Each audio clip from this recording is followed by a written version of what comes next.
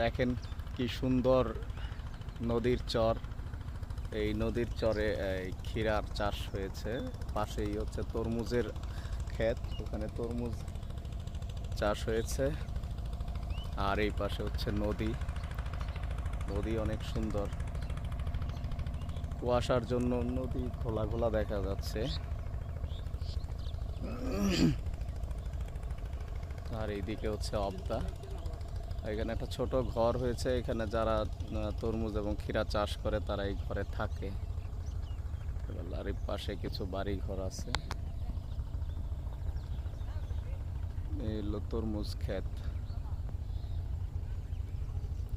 আর এখানে ক্ষীরা গাছ, শশার খালাতো ভাই ক্ষীরা।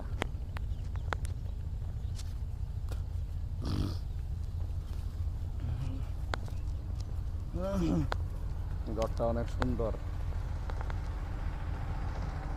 এখানে আবার সোলারের লাইট আছে।